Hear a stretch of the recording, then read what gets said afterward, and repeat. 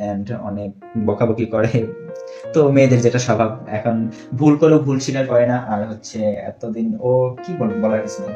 তানিশা নাজিম মিম, এই নামটা হয়তো সবারই একদম মুখস্থ হয়ে গেছে, যে এতটাই ভাইরাল ছিল তারা, এবং এখনো তাদের ভিডিও অনলাইন প্ল্যাটফর্মে অ্যাভেলেবেল। যেখানে নাজিম মিমকে অপবাদ দিয়ে ডিভোর্স দিয়েছিল। কেন দিয়েছিল? তখন বলেছিল যে মিমের নাকি কিছু গোপন ভিডিও রয়েছে, সেরকম আরো অনেক কিছু বলেন। মিমের নাকি পেটে বাচ্চা ছিল, সে অজুহাত দেখিয়ে সেখানে মিমকে ডিভোর্স দিয়েছিলেন। এটার কারিগর কে ছিলেন? তানিশা। তখন প্রতিটি মানুষই বুঝতে পারে সেখানে তানিশার হাত ছিল, কারণ তানিশা ছিল মিমের বান্ধবী। সবাই জানে এই বিষয়টা আসলে বলার কিছু নেই, তারপর আমি একটু বলতেছি। সেখানে ছিল তানিশা মিমের বান্ধবী, সেই বান্ধবী তানিশাই মিমের ঘর সংসার ভেঙেছে, কারণ সেই মিমের যে হাজবেন্ড নাজিমের সঙ্গে তার পরকে সম্পর্ক হয়ে যায়, আর সেখানে নাজিম তাকে বিয়ে করবে বলে প্রতিশ্রুতি দেয়। আর সেখান থেকেই নাজিম আর মিমের ধীরে ধীরে সম্পর্কটা নষ্ট হয়ে যায়। অনলাইন প্ল্যাটফর্মে এতটাই জনপ্রিয়তা ছিল নাজিম মিমের যে কাপল ভিডিওগুলো ছিল, মানুষ অনেকটাই ভালোবাসতো। দর্শকরা এই যে মিমকে ডিভোর্স দিয়েছেন সেটা মেনে নিতে পারেন নাই।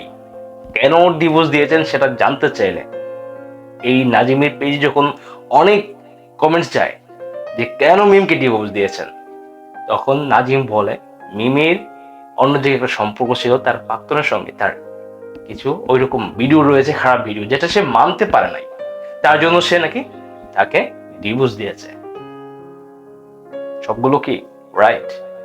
ওই মিমের যে আরেকটা সম্পর্ক ছিল, ওই সম্পর্ক জেনেই নাজিম মিমকে বিয়ে করেছিলেন। তাহলে নাজিম কেন বিয়ের 1.5 থেকে 2 বছর পরে মিমকে ডিভোর্স দেবে? মিমের যে বান্ধবী ছিল তানিশা, তানিশার সাথে পরকের সম্পর্কের কারণে তাকে ডিভোর্স দেয়। জনগণকে উল্টাপাল্টা কিছু বোঝানোর জন্য তারা অনেক অজুহাত নিয়েছে, অনেক ধরনের কথা বলেছে, তাদের কোনো সম্পর্ক নেই।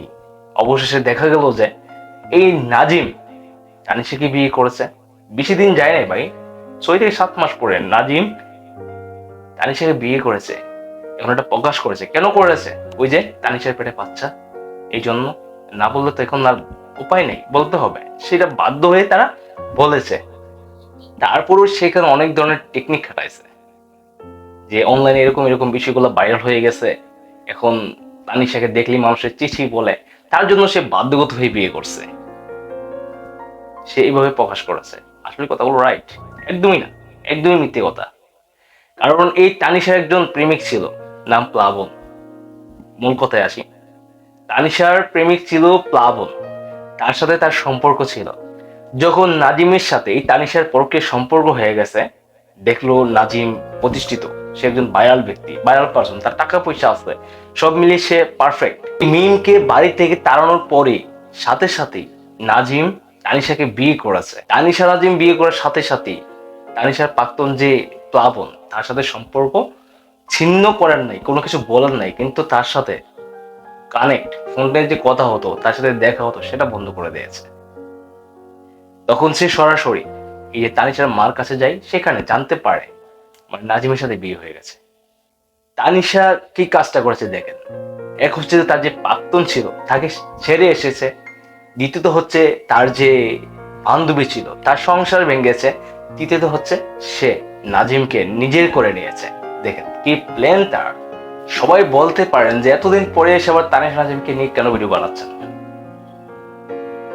তানিশা নাজিম এমন একটা পার্সন, বা এমন একটা পার্সন, তারা যেভাবে গেমটা খেলেছেন, এই গেমটার কথা শুনলে আমার অনেকটা কষ্ট হয়। এই যে মিমকে এবং নাজিমকে একসাথে অনেকটা ভালো লাগতো, তারা যে ভিডিওগুলো দিত আসলে কাপল ভিডিওগুলো, সেই ভিডিওগুলো অনেক দেখতাম, তাদের ফ্রেন্ডস ছিলাম। সেইখান থেকে তারা যে গেমটা খেলছে নাজিম আর তানিশা, তারপর থেকে তার প্রতি যে বিশেষ করে যে ঘৃণা আসছে মনের ভেতরে, মনে হয় যে যখনই পারি তখনই ভিডিও বানাই। আরো কিছু কথা আছে তানিশা সম্পর্কে, তানিশার সাথে সরাসরি আমার কানেক্ট হয়েছে, কথা হয়েছে, সেই কলগুলো আমার কাছে আছে। এই ভিডিওটা অনেক রং হয়ে গেছে, পরবর্তীতে কোনো সময় সময় পেলে অবশ্যই সেই ভিডিওটা আমি আপনাকে দেবো, তার সাথে কি কথা হয়েছিল আমার।